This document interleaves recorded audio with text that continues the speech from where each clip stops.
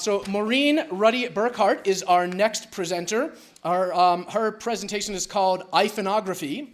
And Maureen has been a visual artist all her life. She has a degree in photography and has worked as a commercial and documentary photographer, a filmmaker, and a videographer.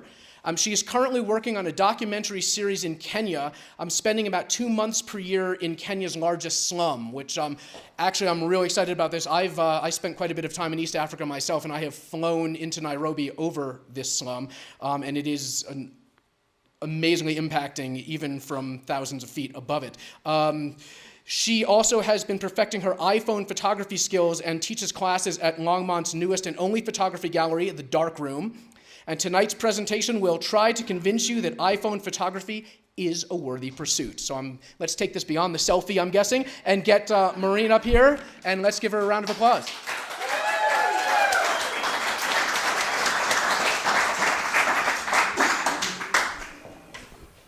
Hello, testing, testing. I don't have any notes, sorry. So why iPhonography? Lots of reasons. It's good to embrace new technology. Remember film versus digital. You can take it with you. It's inconspicuous. It's safer. I always stick it in my bra when I'm in the slum. In camera, oh, here we go. Okay, so one of my trips to Kenya, I did go to, went on a walkabout with the Maasai.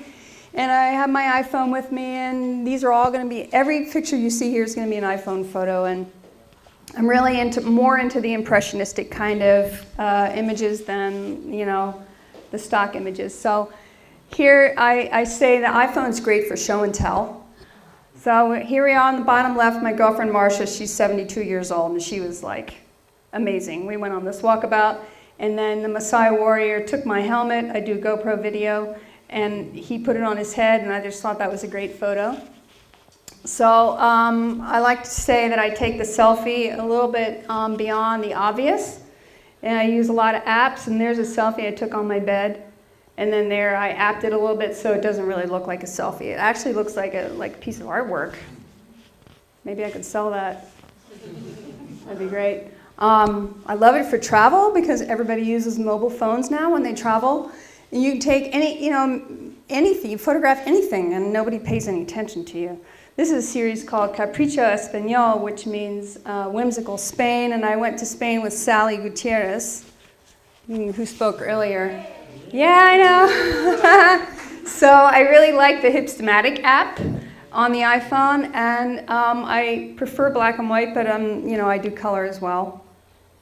And I don't know, I just like the dreamy kind of atmosphere. This is one of my favorite portraits I took of an artist in Madrid. And then there's here we go. Spain is for lovers and photographers, that's what I say. So sign up for one of our iPhone Spain trips. Everyone uses mobile devices, like I said, and you can catch lovers everywhere. That's my husband on the top left. He's my best friend and lover, and I love to travel with him. So here's just some color iPhone photos, and I say that, by the way, San Sebastian is Europe's most awesome playground, you guys. If you want to know, this is Europe's best kept secret. They have a beach, the boating, they have surfing, it's amazing. So, travel photos, why apps? I take this photo on the left, which is just kind of ho-hum, and I use an app and I make it look age appropriate. You can learn how to do this. I'm going to teach iPhone. I've been teaching iPhone classes at the Darkroom Gallery. So, for example, I take a picture like this one on the left from my balcony, and I say, oh, that's a beautiful rainbow. So I crop it a little bit. I'm like, well, I'm not really happy with that. It doesn't really have a lot of detail. But I apped it, and I made it look kind of appealing. I also do iPhone compositing. So this is actually 3 pictures composited together to create like a whole new image. And the next slide that I'm going to show you how I actually got that. So I took that picture on the left. It's just a reflection on the water, but there's stuff on the surface, so that like adds another dimension. And then the picture on the right, I really liked the way the light was touching the branches, and I knew that I could take that into an app and really exaggerate those colors. So see on the top left, I took away some of the color effects and I blurred it because I knew it was going to be a background. Then I took the branch on the top right and I added coloration to it, and then I tried to mix the two on the bottom left. It was sort of successful, but not really, and then I ended up putting it in, making it better. So this is just Golden Ponds. I took a photo there and I said, oh, that's okay. I like the gesture. Whenever somebody's moving, it always makes the picture more interesting. And so I just did a square crop and I just added a filter, and on the right, I just liked the way it turned out. Now, some people maybe like the boring stuff.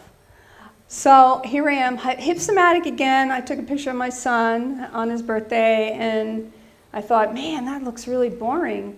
So I changed the I changed the lens and the film on the hip-somatic on the right, and I came out with something that I really liked. So here's another example of what you can do with your iPhone. I took the picture on the top left, and I didn't like the people in the background because they were, too much in focus. So I did the blur focus around the edge, and Loretto, the lady on the left, I was able to lighten her face a little bit, and I think it looks pretty good. It's a good portrait. And I was playing around with flowers one day, and I took that picture with hip-somatic on the left, and I said, I kind of don't really like those colors very much. How can I make this more interesting? And so I just apped it a little bit on the right with low mob, and I just like the richness of the tones. I took this at a wedding. I was actually shooting a wedding the day after our big flood, and during a break, these girls are running around, the flower girls, and I just used my hip-somatic and took those cool pictures of them running around in the grass. So as a photographer, I go, I'll see the top left. I'll say, wow, that's a really cool sculpture. I can use that for stock photography, but it's so boring. So wait till somebody comes through, and then I was like, oh, there's a family coming. Maybe something interesting will happen. And then on the top, and then on the right, I was like, oh my gosh, that's just perfect. I switched, this is a good color one. So anyway, my next class, I'm shamelessly promoting, is Sunday, April 19th at the Darkroom. And I have flyers over here if anybody's interested. You can learn the joys of iPhoneography with me.